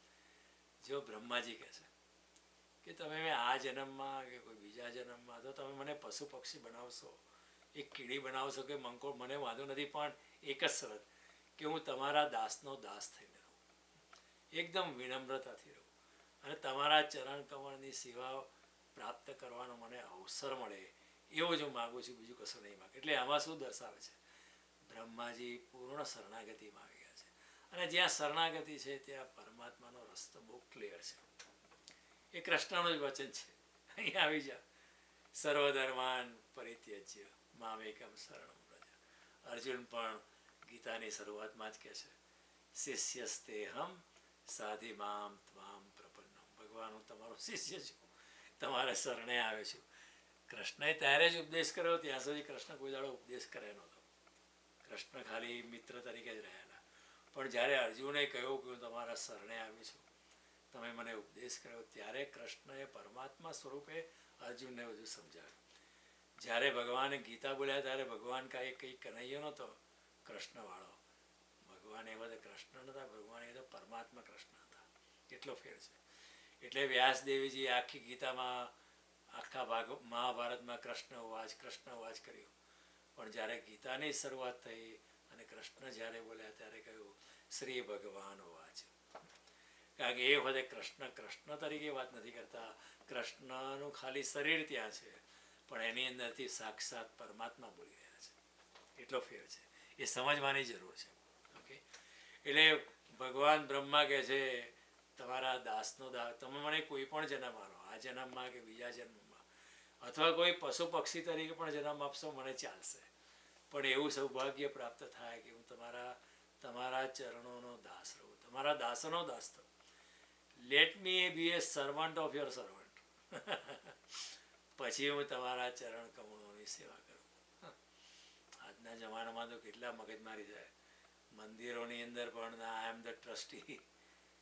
લોકો ભગવાનના ચરણ કમળોના દાસ તરીકે સેવા નથી કરવા માગતા, કંઈ પોઝિશન માટે લોકો મંદિરોમાં પણ કેટલું રાજકારણ છે. મંદિરોમાં પણ મર્ડર થતા હોય છે, આપણે જાણીએ છીએ. પણ એ તો સાચી સેવા નથી, એમાં કોઈ સાચી ભાવના નથી.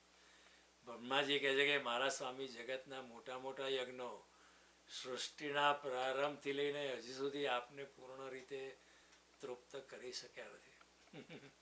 કૃષ્ણ કહે છે બધા યજ્ઞોનો ભોગતા હું છું. અહમ હિ સર્વ યજ્ઞાનામ ભોગતા ચ પ્રભુરેવ ચ. તમે જે પણ યજ્ઞ કરો છો એનું ફળ મને જ મળે છે, ચિંતા નહીં કરતા. પરંતુ એ લોકોને બધું પૂર્ણ રીતે પ્રાપ્તિ થઈ નથી. પરંતુ ધન્ય છે વ્રજની ગાયોને, ગોવાલણોને, કે જેમના વાછરડાને બાળક બનીને આપે તેમના સ્તનોનું અમૃત જેવું દૂધ ઉમંગથી પીધું છે.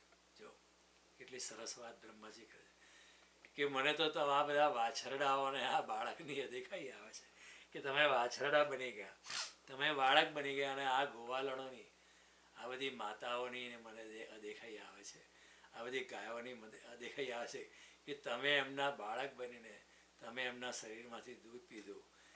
વાસ્તવમાં એમનું જ જીવન સફળ છે. આ લોકો જ ધન્ય છે, અમે કંઈ એટલા ધન્ય નથી.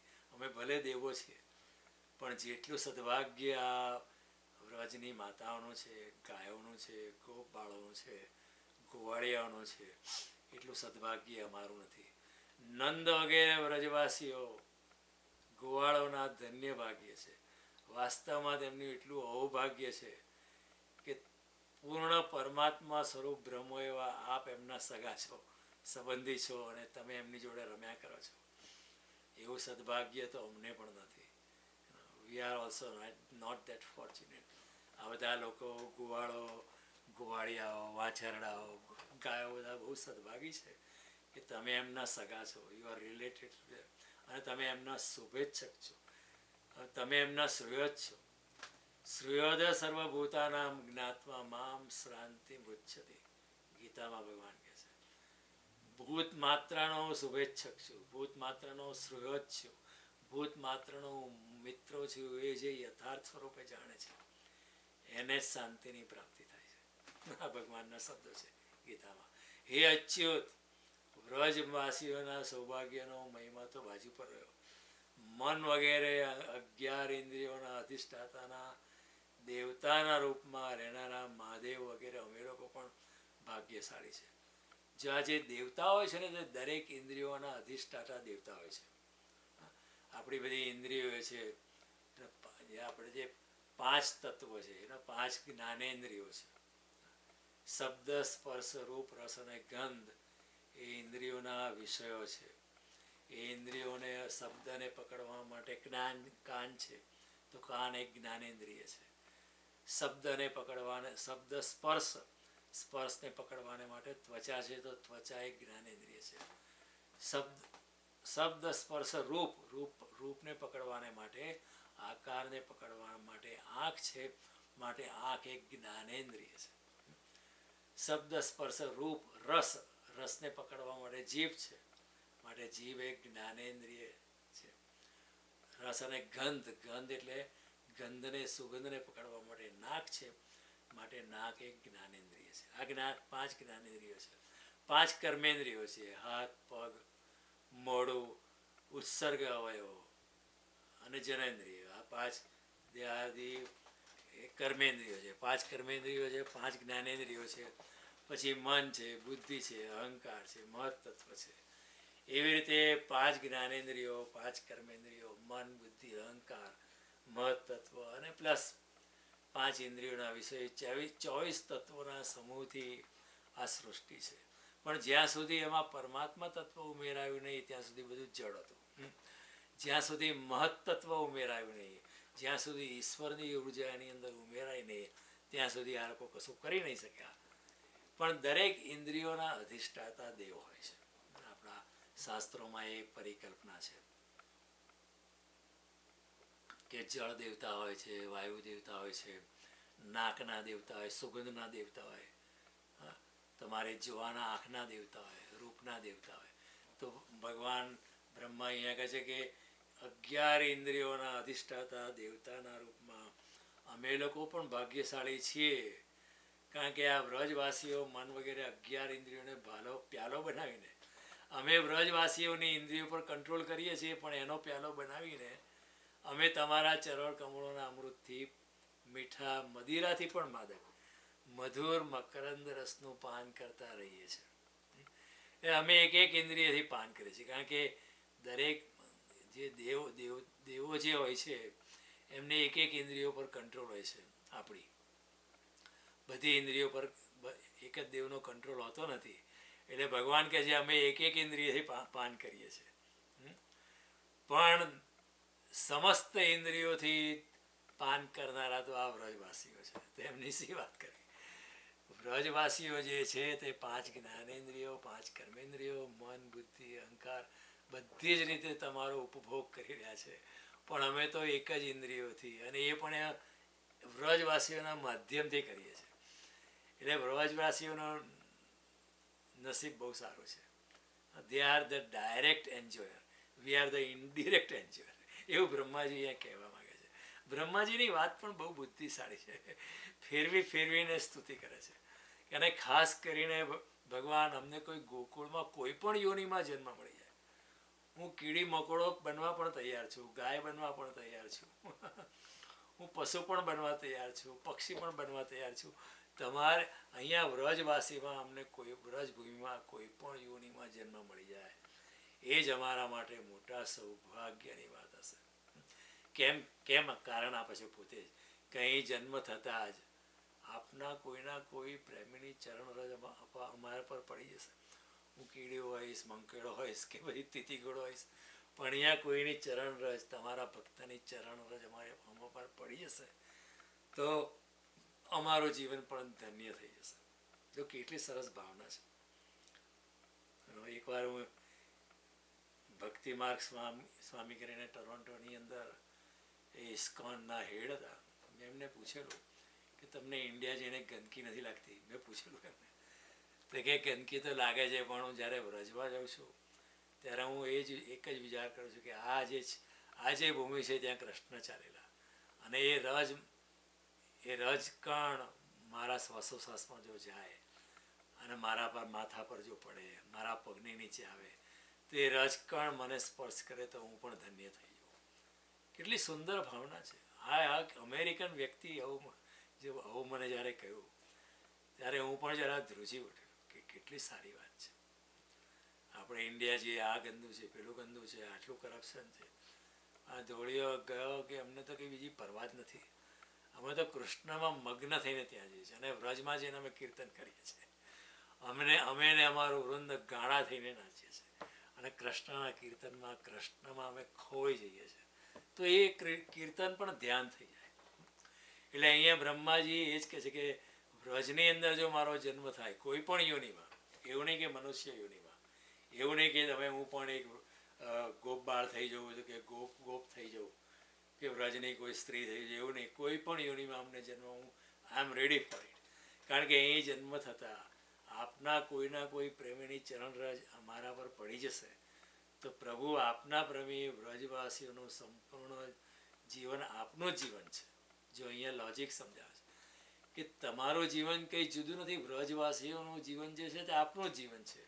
તો વ્રજવાસીઓનું ચરણ કમળની રજ જો મારા પર પડશે તો એનો અર્થ એમ કે તમારી જ રજ મારા પર પડી છે એટલે હું પણ મારો ઉદ્ધાર થઈ જશે. કેટલું સરસ કનેક્શન બ્રહ્માજીએ બતાવ્યું છે કે આપના પ્રેમી વ્રજવાસીઓનું સંપૂર્ણ જીવન એ તો આપનું જ જીવન છે. આપ જ તેમના એકમાત્ર સર્વત્ર છો, તેથી તેમના ચરણની રજ મળવી ઇઝ ઇક્વલ ટુ આપના ચરણની રજ મળવી. જોયું ને? એટલે ભક્ત જે હોય, ભક્તને પણ નમસ્કાર કરો. ભક્તાય નમઃ, ભક્ત વત્સલાય નમઃ. ભક્ત ભગવાનનું સ્વરૂપ છે, ગુરુ ભગવાનનું સ્વરૂપ છે, ઋષિ ભગવાનનું સ્વરૂપ છે, સંત ભગવાનનું સ્વરૂપ છે. બ્રહ્માજી કહે છે કે એ તો બધા આપના ભક્ત છે, તેમના ચરણોની રજ મળવી એટલે આપના ચરણની રજ મળી એમ ગણાય. માટે આપના ચરણની રજને તો શ્રુતિઓએ પણ અનાદિકાળથી શોધી રહી છે. તમારા ચરણની રજ શોધવા માટે શ્રુતિઓ, વેદોની ઋચાઓ પણ પ્રયત્ન કરી રહી છે. તો જો હું કોઈ પણ યોનિમાં જન્મ લઉં, ભલે કીડી મકોડા તરીકે આવું, સાપ તરીકે આવું, મગર તરીકે આવું, મને પરવા નથી. વીછી તરીકે આવું, લોકો મારશે મને. ઉંદર તરીકે આવીશ, લોકો મને મારશે, મને હત્યા કરશે, પણ એ પણ મારું સદભાગ્ય રહેશે કે કદાચ વ્રજવાસીઓના ચરણની રાજ જો મારા પર પડી જશે તો દેટ ઇઝ ઇક્વલ ટુ તમારા ચરણની રાજ અને મારો ઉદ્ધાર થઈ જશે. આ હજી એક સવાલ પૂછે છે બ્રહ્માજી કે આ વ્રજવાસીઓ તમારી આટલી સેવા કરી છે, એના બદલામાં તમે શું ફળ આપશો? પણ તમે કહેશો તો વ્રજવાસીઓને હું મારી જાત આપી દઈશ, પણ તે કે દેટ ઇઝ નોટ ફેર. આપનાથી વધીને કોઈ બીજું ફળ નથી એવું વિચારીને તમે તમારી જાતને આપી દેશો, પણ તમે તો તમારું સ્વરૂપ તમારા જે અસુરોનો વધ કર્યો એને પણ આપી દીધું છે. આ બધા અઘાસુર આવ્યા, બકાસુર આવ્યા, પૂતના આવ્યા, તમને મારવા આવ્યા, એમનો વધ કરીને એમની ચેતના તમે તમારા શરીરમાં, તમારામાં જ એણે સમાવેશ કરી દીધો. એ તમારું સ્વરૂપ તમે એમને આપી દીધું છે. હવે આવા જે વ્રજવાસીઓ તમારી સેવા કરે છે એને પણ તમે તમારું સ્વરૂપ આપો, ને જે તમને મારવા આવ્યો એને પણ તમારું સ્વરૂપ આપો. એ કેનો ન્યાય છે? That is not fair. તમને કોઈ મારવા આવે તેને પણ તમે તમારું સ્વરૂપ આપી દો, અને આ વ્રજવાસી બિચારા મૂંગા મોઢે તમારી સેવા કરે છે એને પણ તમે પોતાનું સ્વરૂપ જ આપો, એનાથી વધારે કશું આપો નહીં. એ તો અન્યાય ગણો થવાય, અન્યાય કહેવાય. એ જેમણે પોતાના ઘર, ધન, સ્વજન, પ્રિય, શરીર, પુત્ર, પ્રાણ, મન બધું જ આપના ચરણોમાં અર્પિત કર્યું છે, જેમનું સર્વ કંઈ આપના માટે જ છે, તે વ્રજવાસીઓને પણ તે જ ફળ આપીને આપ કઈ રીતે ઋણમુક્ત થશો? એટલે બ્રહ્માજી કહે છે કે તમે વ્રજવાસીઓથી મુક્ત થઈ નહીં શકે, એમનું ઋણ તમારા પર કાયમ માટે રહેશે. જેવી રીતે રામાયણમાં કહે છે હનુમાનજીનું ઋણ રામજી ચૂકવી નહીં શકે, લક્ષ્મણ હનુમાનજીનું ઋણ ચૂકવી નહીં શકે, એટલી બધી હનુમાનજીએ સેવા કરી. એવી રીતે અહીંયા ભગવાન બ્રહ્મા કહે છે કે વ્રજવાસીઓ આપણી એટલી સેવા કરી છે કે તમે એમને તમારી જાત આપી દેશો ને તો પણ તમે ઋણ મુક્ત થઈ શકશો નહીં.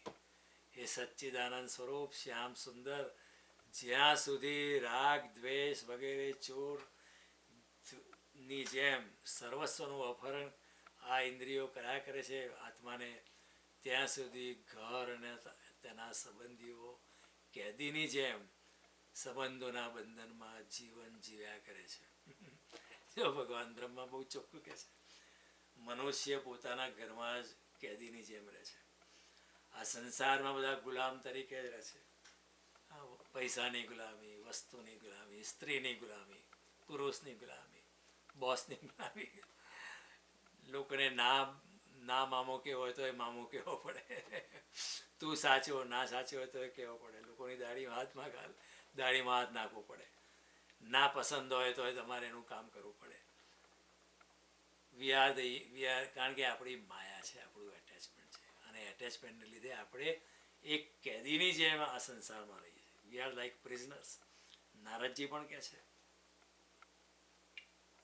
કે જે વ્યક્તિ મનુષ્ય જન્મ લઈને ઈશ્વરની આરાધનામાં પોતાનું મન પરોવતો નથી, એ મનુષ્ય તરીકે જન્મ છે પણ પ્રાણી જેવો જ છે. મનુષ્ય રૂપેણ મૃગાશ્ચરંતી, ભલે શરીરથી મનુષ્ય છે પણ પ્રાણી જેવો જ છે. કેમ કે કોઈ દિવસ પરમાત્માનો વિચાર નથી કરતો, કોઈ દિવસ પરમાત્મા તરફ ભક્તિની ભાવના નથી રાખતો, કોઈ દિવસ દિવ્યતા તરફ એની દ્રષ્ટિ જતી નથી, આત્મ સ્વરૂપ તરીકે ચિંતન નથી કરતો, શરીરને જ આત્મા માની લે છે. તેનું તો જીવન વ્યર્થ છે. એની માતાએ ખોટી જ પ્રસૂતિની પીડા ઉપાડી, એવું ભગવાન નારદજી કહે છે. એ ના જન્મ્યો જ તો ચાલત. અને જે દિવસે પરમાત્માનું સ્મરણ નથી એ દિવસ વાંચ્યો ગણાય. આ નારદજીના સ્ટેટમેન્ટ છે ભાગવતમાં. એટલે અહીંયા બ્રહ્માજી એ જ કહે છે કે મનુષ્ય જે માયામાં ફસાઈ જાય છે, તમારા ચરણે નથી આવતો, તમારા પ્રેમમાં બંધાતો નથી, તમારી ભક્તિમાં શરણાગતિ લેતો નથી, એ વ્યક્તિ તો એના ઘરમાં જ એક કેદીની જેમ રહે છે. ત્યાં સુધી મોહ છે પગની બેડીઓની જેમ એને જકડી રાખે છે. જ્યાં સુધી તે જીવ ત્યાં સુધી તે જીવ આપનો થઈ શકતો નથી. હે પ્રભુ, આપ વિશ્વના પ્રપંચથી સર્વદા પર છો, તેમ છતાં તમે તો પ્રપંચથી દૂર છો, છતાં પણ પોતાના શરણાગત ભક્તજનોને અનંત આનંદનું વિતરણ કરવા માટે પૃથ્વી પર અવતાર દઈને પોતાના વિશ્વના જેવી જ લીલા વિસ્તાર કરો છો.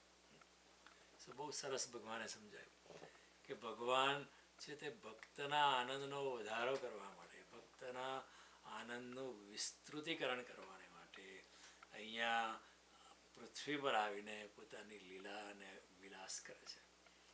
ઓકે, એ ભક્તના આનંદ માટે જ કરે છે. આ બધા ગોપ બાળો માટે, વ્રજની સ્ત્રીઓ માટે, વ્રજના પુરુષો માટે, ગાયો માટે, એ બધા ભક્તો જ હતા ભગવાનના. એ બધા ભક્તોના આનંદને વધારવાને માટે ભગવાન અવતાર લે છે. એ મારા સ્વામી, વધારે કહેવાની હવે મારે કંઈ જરૂર નથી. જે લોકો આપનો મહિમા જાણે છે, ઘણા લોકો એવું કહેતા ને હું બધું જાણું છું, આઈ નો કૃષ્ણ, આઈ નો રામ, બધા લોકો બહુ ડંપાસ માગતા. બ્રહ્માજી એવા લોકો માટે કહે છે કે જે લોકો આપનો મહિમા જાણે છે તેઓ ભલે જાણતા રહે, મારું મન, વાણી અને શરીર આપનો મહિમા જાણવા અસમર્થ છે. ભલે ને લોકો ડંફાસ માર્યા કરે કે અમે તો બધું જાણીએ છીએ, પણ ભગવાન, હું સાચું કહું છું, હું બ્રહ્મા જેવો બ્રહ્મા પણ તમને પૂર્ણ રીતે જાણી શકતો નથી. મારું મન, મારી વાણી, મારું શરીર, મારી બુદ્ધિ કોણ કહે છે? બ્રહ્મા કહે છે. ઓર્ડિનરી વ્યક્તિ નથી કહેતી. એ પણ આપણો મહિમા સંપૂર્ણ રીતે જાણવા સમર્થ નથી. માટે એ સચ્ચિદાનંદ સ્વરૂપ કૃષ્ણ, તમે તો સર્વના સાક્ષી છો, તમે જ બધું જાણો છો, તમારા સિવાય બીજું કોઈ બધું જાણતા નથી, હું પણ જાણતો નથી, ભલભલા દેવો જાણતા નથી. આપ સમસ્ત જગતમાં સ્વામી છો, સમગ્ર જગતનું પ્રપંચ આપમાં જ સ્થિત છે. આપને હું વધારે શું કહું? તમે મારો સ્વીકાર કરો અને હવે તમે મને મારા લોકમાં જવાની આજ્ઞા આપો. અને આટલું સુંદર સ્તુતિ ભગવાન બ્રહ્માજી અહીંયા કૃષ્ણની કરે છે કે તમે બધું જાણો છો, તમે સમગ્ર પ્રપંચમાં તમે જ છો, માયામાં પણ તમે છો, ઉદ્ધારમાં પણ તમે છો. હું વધારે શું કહું સાહેબ? તમે મારો સ્વીકાર કરો, મને મારા લોકમાં જવાની રજા આપો. તમે સર્વ જગતના સાક્ષી છો, તમે સચ્ચિદાનંદ સ્વરૂપ છો, તમે જ બધું જાણો છો, તમે જ સર્વસ્વ છો. એ કૃષ્ણ પણ પોતે કહે છે ગીતામાં, મય સર્વમિદમ પ્રોતમ સૂત્રેર મણિગણા એવા. આ જગતમાં બધું મારી આજુબાજુ પરોવાયેલું છે. કેવી રીતે પરોવાયેલું છે? જેવી રીતે દોરાની અંદર મોતી પરોવાયેલા હોય છે ને, એવી રીતે સમગ્ર જગત મારામાં જ પરોવાયેલું છે. અહમી સર્વ યજ્ઞાનામ ભોક્તા ચ પ્રભુરેવ ચ. બધા યજ્ઞોનો ભોક્તા હું જ છું. મયાધ્યક્ષેણ પ્રકૃતિ સૂયતે સચરાચર. આખું જગત મારે, આખું બ્રહ્માંડનું બ્રહ્માંડ મારી અધ્યક્ષતામાં છે. I am the commander in chief. આ બધું કૃષ્ણ પોતે કહે છે. અર્જુનને છેલ્લે કહે છે કે તારે વધારે જાણવાની શું જરૂર છે? વિષ્ટભ્યામ અહમ કૃતસ્થમ એકાંશેન સ્થિતો જગત. આ સમગ્ર બ્રહ્માંડોના બ્રહ્માંડમાં મારા એક જ અંશથી વ્યાપ્ત છે. તારે બધું જાણીને શું કામ છે? યદ યદ વિભૂતિમ સત્વમ તે શ્રીમદ ઉર્જિતમ અવયવાસ તત્ એવ અવગચ્છ મમ તેજો અંશ સંભવ. જગતમાં જે શક્તિશાળી, પાવરફુલ, પ્રભાવશાળી, દિવ્યતાથી ભરેલી, બહુ પ્રભાવશાળી, બહુ શક્તિશાળી વ્યક્તિ કોઈ પણ વસ્તુને જુએ તો એને તું એમ જ માનજે કે મારા તેજના અંશમાંથી બનેલી છે. મારા અંશમાંથી નહીં, મારો તેજ અને એનો એક અંશમાંથી. તો મારી તો વાત જ ના કરીશ. વિષ્ટભ્યામ અહમ કૃતસ્નમ એકાંશેન સ્થિતો જગત. સમગ્ર જગતમાં એક જ અંશથી હું વ્યાપ્ત છું. એવું નહીં કે મારે જવું પડે, મારો એક જ અંશ કાફી છે. કૃષ્ણ આ ગીતામાં કહ્યું છે. સાંભળવા જેવું છે, વાંચવા જેવું છે, સમજવા જેવું છે. અને એ જ વસ્તુ અહીંયા ભગવાન બ્રહ્મા કહે છે કે હવે ભગવાન મારી ભૂલ થઈ ગઈ, હવે તમે મને મારા લોકમાં જવાની રજા આપો.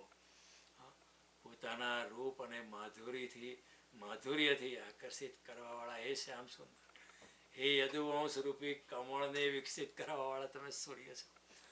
પૃથ્વી, દેવતાઓ, બ્રાહ્મણો, પશુઓ રૂપી સમુદ્રના અભિવૃદ્ધિ કરનારા તમે ચંદ્રમા પણ તમે જ છો.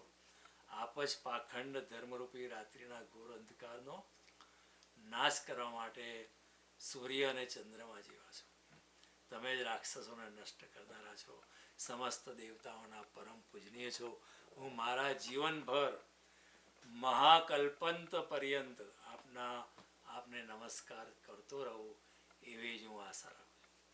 અહીંયા શું કહે છે? મહાકલ્પ. મેં તમને ગણતરી સમજાય છે કલ્પની. ઓકે, કે આટલા મહાકલ્પ સુધી હું તમને હું નમસ્કાર કરતો રહું એવી હું ભગવાન આશા રાખું છું. એવું શંકરાચાર્ય પણ કહે છે, યદા તથા તથા યથા તથૈવ કૃષ્ણ સત્કથા મયા સદૈવ ગીયતામ તથા કૃપા વિધીયતામ. તમારે જ ભક્તિ કર્યા કરું, તમારા જ ગુણગાન ગાયા કરું એવું હું ભગવાન પ્રાર્થના કરું છું. બ્રહ્માજી એ જ કહે છે. હું જીવનભર, અને બ્રહ્માનું જીવન તો બહુ લાંબુ છે, કલ્પોનું છે. એટલે આ પ્રમાણે ભગવાનની સ્તુતિ કરી અને પછી ભગવાનને 3 વાર, કૃષ્ણની 3 વાર પરિક્રમા કરી અને પછી બ્રહ્માજી પોતાના લોકમાં સીધાવી ગયા. અને પછી બ્રહ્માએ પોતાના વાછરડા, આપણે 2 મિનિટ લઈશું, એનો 10 ને 20 થઈ ગઈ છે, આપણે આ પૂરું કરીએ આજે. બ્રહ્માજીએ પોતાના જે કૃષ્ણના વાછરડા અને ગોપબાળો લઈ ગયા હતા એ પોતાના સ્થાને પહેલેથી પહોંચાડી જ દીધા હતા, પછી પાછા આપી જ દીધેલા. એટલે ભગવાન કૃષ્ણએ બ્રહ્માજીને વિદાય કર્યા અને પછી વાછરડાને લઈને વળી પાછા યમુનાજીને કિનારે આવી ગયા. અને જ્યાં બાળકો બેઠા હતા અને કહ્યું જો હું આવી ગયો પાછો વાછરડાને લઈને. એટલે બાળકોને તો ખબર જ ના પડી, એ લોકોનું 1 વર્ષ વીતી ગયું હતું, પણ એમને તો કંઈ ખબર ના પડી, અડધી ક્ષણ વીતેલી. એમને એવું જ લાગ્યું. એ તો વિશ્વમોહિની યોગ માયાથી મોહિત થઈ ગયા હતા. એ તો કોઈ તંદ્રામાં હતા, બીજા લોકમાં હતા. બાળકોને ખબર પણ ના પડી કે 1 વર્ષ થઈ ગયું છે. એટલે બધા જીવોથી મોહિત થઈને શાસ્ત્ર અને આચાર્યોને વારંવાર સમજાવવા છતાં પણ લોકો આત્માને ભૂલેલા રહે છે. બ્રહ્માજી કહે છે એ આ માયાની એવી શક્તિ છે. પછી ગોપ બાળકો કહ્યું ભગવાન, ઓ વેલકમ બેક કૃષ્ણ, ચલો આપણે જમી લઈએ. તમે હમણાં જ ગયા છો, અમે એક કોળિયો પણ નથી ખાધો. ભોજન કરતા 1 વર્ષ વીતી ગયું હતું. બાળકો કહે છે અમે એક કોળિયો પણ નથી ખાધો. એટલે એક ચલો આવો આપણે જોડે ભોજન કરીએ. એટલે ભગવાને હસતા હસતા બાળકોનું ભોજન કર્યું અને ભોજન કરીને પછી પાછા ઘેર પાછા ફરવા માંડ્યા. ત્યારે બાળકોને અઘાસુરના શરીરનો હાડપિંજર બતાવ્યું કે જો આજે આપણે એને મારેલો, એકચ્યુઅલી મારેલો 1 વર્ષ પહેલાં. સો શ્રી કૃષ્ણના મસ્તક પર મોર પૂંછનો મનોહર મુકટ અને વાંકડિયા વાળમાં સુંદર સુંદર મહેકતા પુષ્પો ગૂંથ્યા હતા. શરીર પર ચિત્રામણ કર્યું હતું. તેઓ ચાલતી વખતે રસ્તામાં ક્યારેક ઉચ્ચ સ્વરે વાંસળી વગાડતા હતા, ક્યારેક વૃક્ષના પાંદડાની પીપુડી વગાડતા હતા, ક્યારેક શૃંગવાદ્ય વગાડતા હતા, ક્યારેક વાદ્યોત્સવમાં મગ્ન થતા હતા અને પાછળ પાછળ ગોપ બાળકો છે ભગવાનની કીર્તિનું ગાન કરતા હતા. અને ક્યારેક તેઓ તેમનું નામ લઈને વાછરડાઓને બોલાવતા હતા અને લાડ લડાવતા હતા. રસ્તાની બંને બાજુ ગોપીઓ પછી જ્યારે પાછા આવે કૃષ્ણ ત્યારે ઊભી રહેતી હતી કૃષ્ણની રાહ જોઈને. અને કૃષ્ણ પણ ત્રાસી નજરે એમની સામે જોતા હતા. અને ગોપીઓ જ્યારે ભગવાન જોડે નજર મળે તો ગોપીઓ પણ આનંદથી મુગ્ધ થઈ જતી હતી. આ એક પ્રેમ લક્ષણા ભક્તિ છે. એ દિવ્ય પ્રકારની ભક્તિ છે. કૃષ્ણનો અવલોકન જ ગોપીઓને ઉત્સવનો આનંદ પ્રદાન કરતું. કેવળ કૃષ્ણની એક દ્રષ્ટિ ગોપીઓને એટલો આનંદ આપતો હતો. ગોપીઓ પણ આનંદ વિભોર થઈને કૃષ્ણના ચરણોમાં લીન થઈ જતી હતી. અને એવું કરતાં કરતાં કૃષ્ણએ ગોષ્ઠમાં પ્રવેશ કર્યો, ગામમાં પ્રવેશ કર્યો. અને તે દિવસે બાળકોએ વ્રજમાં જઈને પોતાના માતા પિતાને કહ્યું કે આજે યશોદાના મૈયાએ લાડલા નંદનવને વનમાં એક બહુ મોટો અજગર મારી નાખ્યો અને તેનાથી અમારી રક્ષા કરી. અને વાસ્તવમાં તો 1 વર્ષ પહેલાં કામ થયેલું, પણ બાળકોને કંઈ ખબર નહીં, કોઈને કશી ખબર નહીં, ખાલી કૃષ્ણ જ જાણે અને બલરામ જાણે કે કારણ કે બલરામે પૂછ્યું એટલે કૃષ્ણએ કહ્યું. એટલે આ રીતે એક ગૂઢ કથા સુખદેવજીએ પરીક્ષિત રાજાને સમજાવી. આપણે પણ એટલા સદભાગી છે કે આપણે કથાનું પાન કરી શક્યા અને આ કથાનું પાન કરતાં કરતાં આપણે નિર્મળ થઈ ગયા. આ કથાનું જે પાન પ્રેમથી કરે છે એનો પણ ઉદ્ધાર થઈ શકે છે. તમે પણ આટલા પ્રેમથી સાંભળ્યો. 10 ને 24 થઈ ગઈ. કૃષ્ણના ચરણોમાં એકદમ લીન થઈને જો આ કથા આપણે વાંચીએ ને તો પછી ગીતા વાંચવાની જરૂર નથી. કૃષ્ણનું સાનિધ્ય આપણને મળી જ જાય. ઓકે, તો આવતીકાલે પાછા મળીશું અને આપણી આ ભગવદ્ ગીતાની દિવ્ય યાત્રા આપણે આગળ ચાલુ રાખીશું. જય શ્રી કૃષ્ણ. આવજો.